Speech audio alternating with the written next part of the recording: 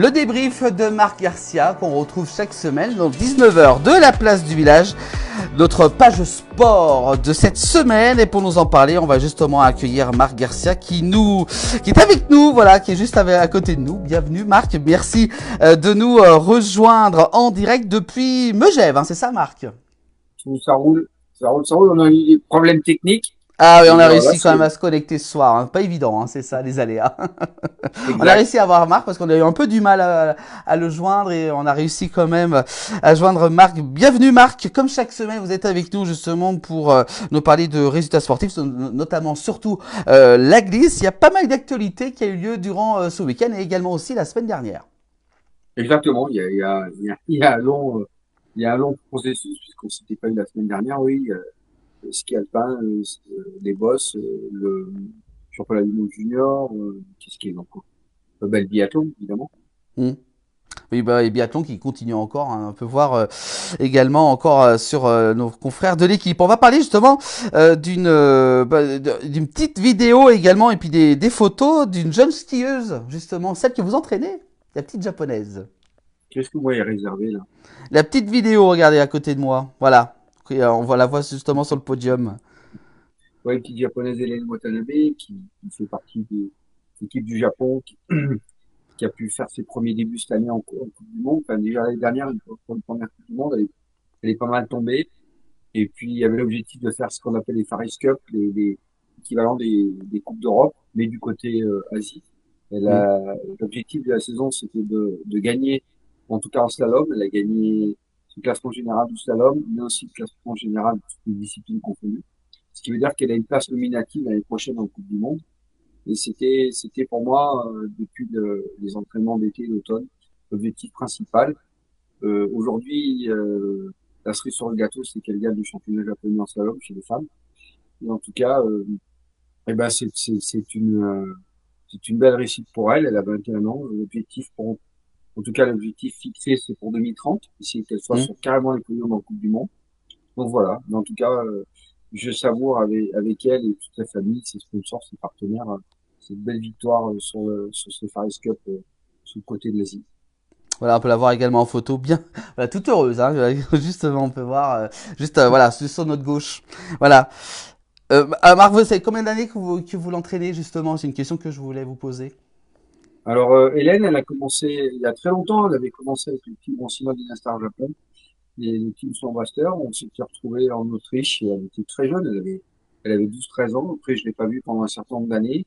Et ça fait pratiquement maintenant 2 ans, par alternance, mais qu'on s'est fixé une conduite et surtout depuis le mois de juin dernier, une conduite avec quelques aides extérieures. Michael Prufer, notre champion olympique français, qui nous aide aussi sur une partie neuropsychologique, qui est important, et donc tous ses partenaires. Et voilà, on a commencé ensemble.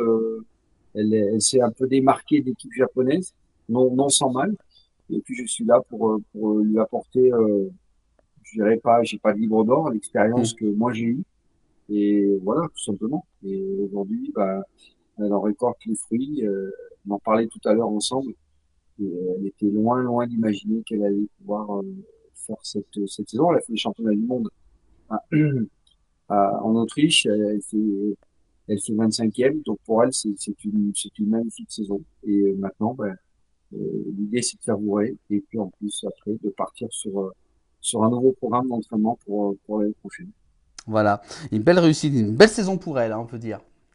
Ah oui, oui, oui, parfait. On était loin d'imaginer ça, avec toutes les doutes qu'elle avait. Ça n'a pas été simple non plus avec l'équipe japonaise, hein. Mais voilà, c'est dans la difficulté et dans les combats qu'on arrive à. C'est pas en gagnant, c'est surtout quand les résultats sont pas là, c'est là qu'on forge une stratégie, on se remet en question, on travaille.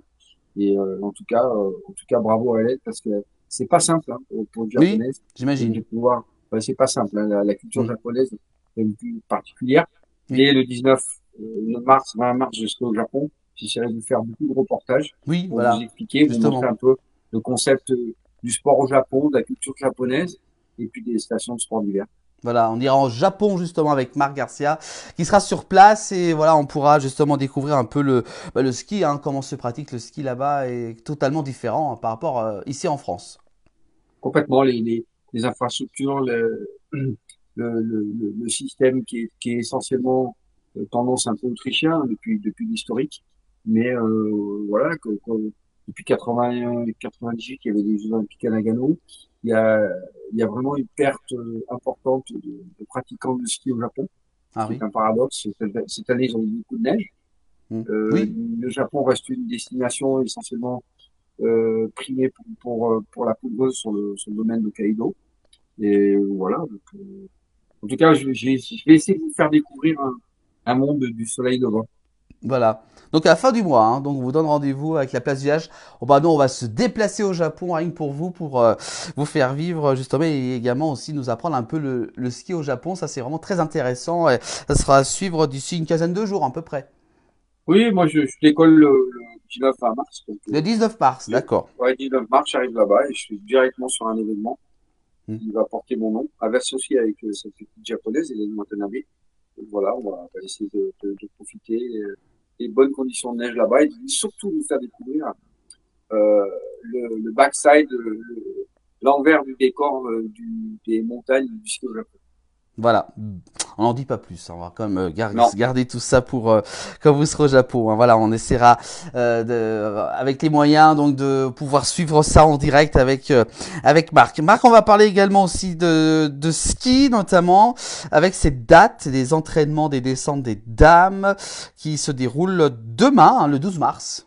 ouais. Déjà, qui commence là, c'est donc le week-end dernier, on avait fini pour les filles qui étaient plutôt en technique à ouvrir en Suède avec un magnifique géant de slalom. Et elles sont maintenant en Italie pour de la vitesse. Une belle préparation de piste chez nos amis italiens. Donc elles Hmm. attaquent les entraînements de descente pour un week-end de vitesse pour les filles avec la descente au super géant. Brignone est bien parti pour gagner le classement général chez les féminines. Donc on va voir ça, on va suivre ça de près chez nos confrères italiens.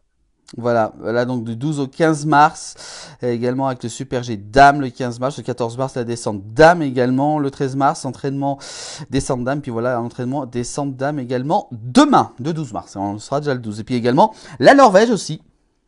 Ouais, alors c'est une première destination, hein, cette station que je ne connaissais pas non plus dans le programme Homme avec sur le week-end un géant et un sol spécial.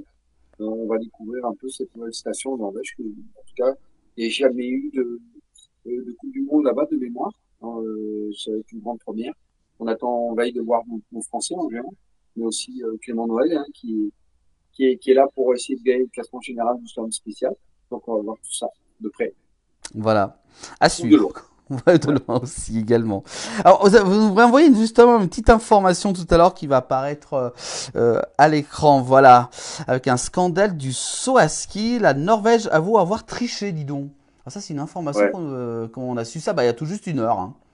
ouais, c'est incroyable. Enfin, vous l'avez eu, là, je l'ai transmis, mais c'était paru sur les amis de ski chrono Dauphiné. C'est dans les Coupes du Monde et les Championnats du Monde, un scandale absolument incroyable sur les modifications des coutures. Et donc, bah, évidemment, c'est un gros scandale, je dirais, et j'espère que la Fédération internationale, en tout cas, il est important. Alors, ils ont reconnu les faits, ça c'est certes, c'est une certitude, mais en tout cas, il faut prendre des sanctions très très sévères, je pense. Ils méritent une suspension pour Mhm. quelques mois, si ce n'est un peu plus, parce que c'est totalement inadmissible dans le monde du sport de haut niveau, quelle que soit la discipline, qu'on puisse tricher de la sorte. En fait, hein, c'est tout simplement sur les combinaisons hein, qui facilitent Mhm. le fait de modifier les coutures qui sont au départ étudiées d'une manière particulière et suivant un règlement qui est très très strict. Ça a été modifié, ça permet effectivement d'améliorer la portance et d'avoir des performances en général au du commun. Donc là, c'est quand même l'un des premiers grands scandales dans le domaine du Oui, saut. dis donc, oui, je suis en train de lire l'article en même temps que vous. C'est vrai que il a été filmé donc en train d'insérer un élément interdit dans la tenue de ces sportifs. Alors, c'est quoi cet élément exactement? En fait, c'est au système des coutures, hein, ils expliquent, c'est en termes des coutures, les soudures des morceaux qui fait que le produit se déforme moins, donc amène une Ah, certaine stabilité dans l'air. Donc c'est quand même, bon, enfin c'est tout simplement hallucinant. On imaginait qu'il y avait certains sports, hein, on parle dans le vélo, on parle dans certains sports, on parle beaucoup et à répétition de dopage. Mais là, c'est impressionnant d'utiliser ces formes qu'on pourrait appeler du dopage mécanique, en tout cas. Et Hmm. en tout cas, la décision a été prise, ils ont été suspendus, ils ont reconnu les faits, ça au moins, c'est déjà très important. Mais je pense qu'ils méritent des sanctions exemplaires. Voilà, alors, une affaire à suivre, parce qu'on sûrement entendre parler hein, sur les chaînes sportives, hein, tout ça. Oui, évidemment, les premiers qui suivent ça, c'est nos amis du Dauphiné Ski Chrono, hein, Hmm. qui suivent ça après, y compris Eurosport. Et c'est effectivement l'un des grands scandales du domaine nordique, et notamment du saut à ski. Ouais, c'est un peu triste hein, quand même. Hein. C'est vrai que voilà, Voilà.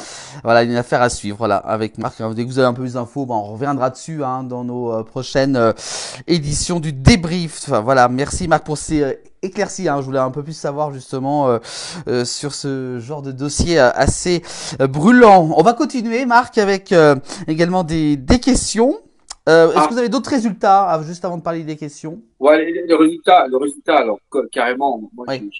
j'ai encore une fois versé ma larme parce que chapeau à l'équipe de biathlon, on en parle toutes les semaines. Alors là, impressionnant de régularité, de gagner chez les filles et chez les garçons, d'avoir égalé, voire même dépassé le record de victoire, je crois que 54, c'est absolument hallucinant. Ils ont dominé, ils ont écrasé ce week-end à nommé Besto en République tchèque sur une belle épreuve du monde. Que dire que féliciter et être très heureux de cette de ces résultats. Bah, quand on bat des records comme ça, bah, chapeau les mecs, chapeau à tout le monde. Un beau bilan pour du week-end, on peut dire. Ah oui. Puis c'est pas fini parce que la Coupe du Oui. Monde n'est pas terminée, donc on Encore des pense que belles surprises ouais, dans les prochains week-ends. Voilà. On va justement pour revenir sur les questions. Hein, on a une question très intéressante qu'on nous a posée vendredi dernier. On n'a pas pu vous avoir en direct malheureusement. Marc, justement, vous remportez un succès un succès certain avec votre athlète que vous faites grandir. Appliquez-vous une méthode académique très français avec les mêmes invariants que les coachs français ou bien avez-vous des recettes bien différentes? Pierre Onium hein, qui nous pose la question qu'on retrouve très souvent. C'est vrai qu'il a ouais, ouais, une bonne, très bonne question de la part de Pierre. Félicitations.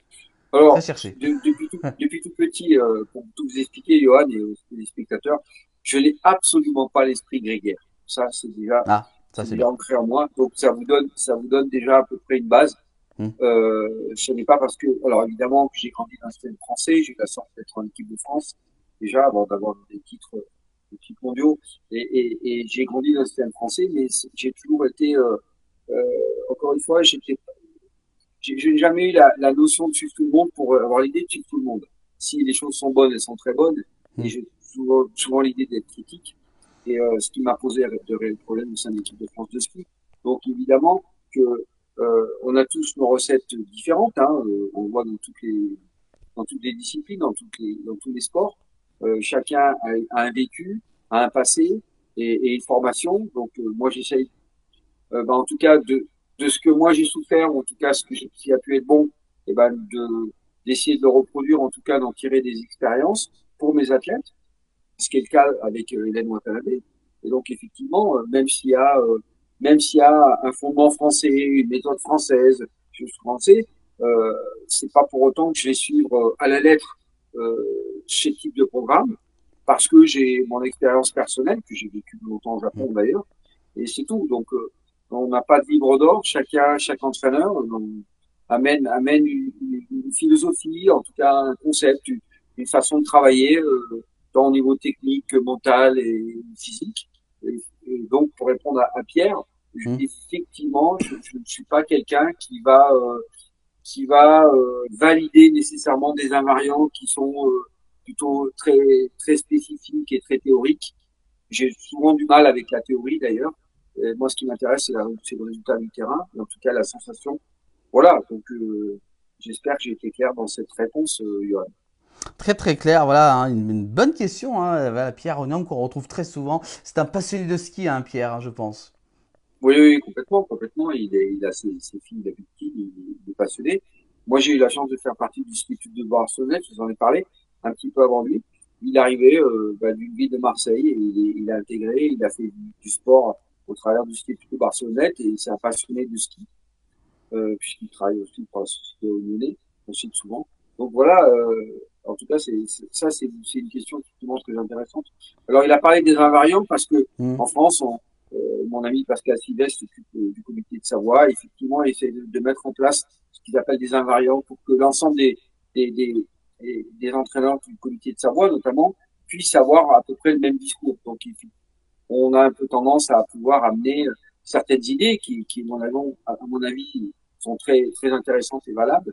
Et Pascal Sylvestre sait que moi, en général, je prends toujours l'antithèse du système, ce qui fait que, après, il faut avoir une certaine force de caractère pour pouvoir rester et ne pas subir le regard des autres.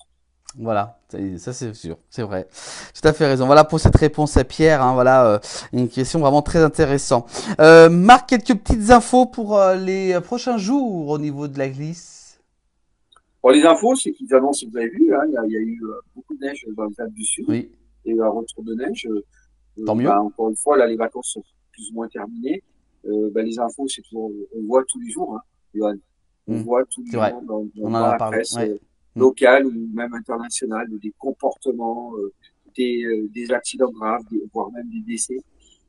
C'est dommage pour un sport, encore une fois, qui nécessite une cohabitation et une forme de comportement par rapport à des règles de sécurité simples à, à, à pouvoir adapter en fonction des conditions climatiques et surtout des domaines skiables quoi, pour éviter ce type d'accident.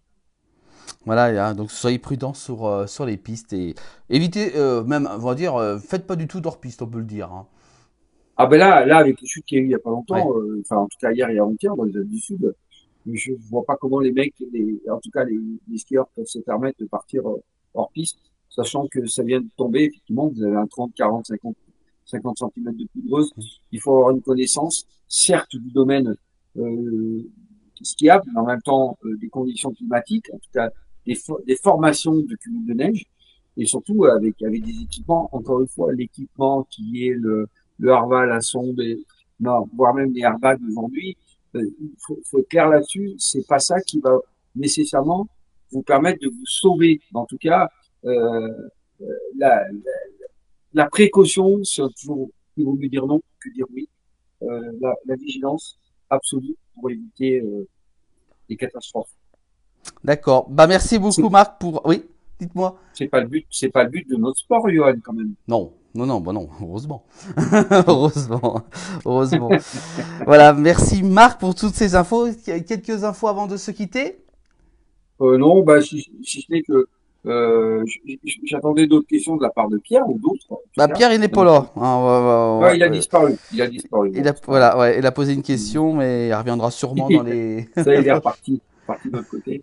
Ouais, Non, voilà, je me réjouis dans peu de temps il est au Japon. de vous faire découvrir un monde Hmm. complètement différent du pays du soleil levant, le domaine du ski au Japon. Vous savez que je suis resté pratiquement 25 hivers dessus, donc c'est un peu ma deuxième patrie. Hmm. Donc vous allez voir, vous allez découvrir des choses complètement hallucinantes.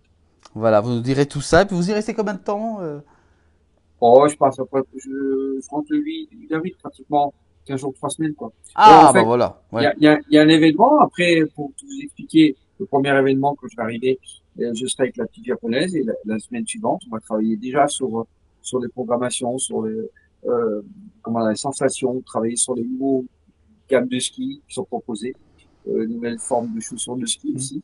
Donc, on va déjà commencer à travailler sur les, euh, sur le matériel pour l'année prochaine au niveau de la compétition.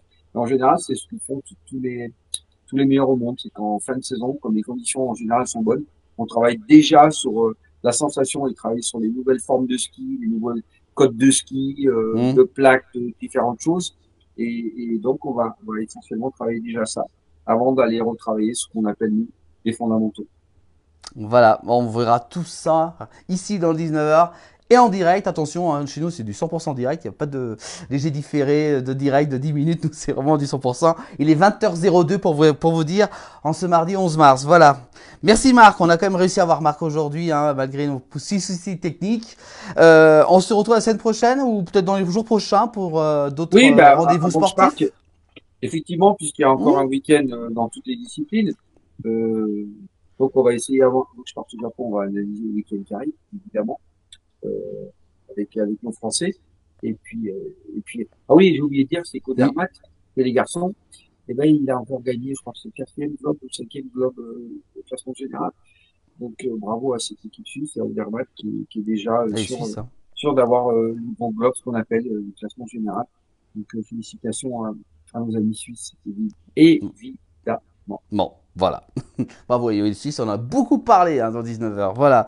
Merci beaucoup, Marc, pour toutes ces infos. Et puis, bonne soirée du côté de Megève, vous êtes? Voilà, ça, c'est le secret. C'est le Ah, ça secret c'est fait. de l'homme. Ah, voilà. Merci beaucoup, Marc. Puis, bah, revenez quand vous voulez hein, pour nous parler de Bah, en tout sport. cas, Voilà. Oui. merci de m'accueillir, Johan. En tout cas, merci à tous et bonne soirée. Bah voilà, bah merci beaucoup. Puis cette séquence est à revoir en replay dès demain sur toutes nos plateformes. Voilà, pour ceux qui veulent voir la séance de rattrapage. Merci beaucoup, Marc. Merci, Johan. À bientôt et à bientôt sur les skis. Je vous l'ai déjà dit et promis, hein. Oui, oui, oui, promis, promis, on viendra. Merci beaucoup, Marc. Bonne soirée, à très bientôt. Salut à tous. Salut, salut. Voilà, merci Marc pour donc cette rubrique débrief à retrouver toutes les semaines dans le 19h, puis également d'autres rubriques aussi de sport avec Marc Garcia à retrouver dans la place du village. Voilà pour ce débrief en ce mardi.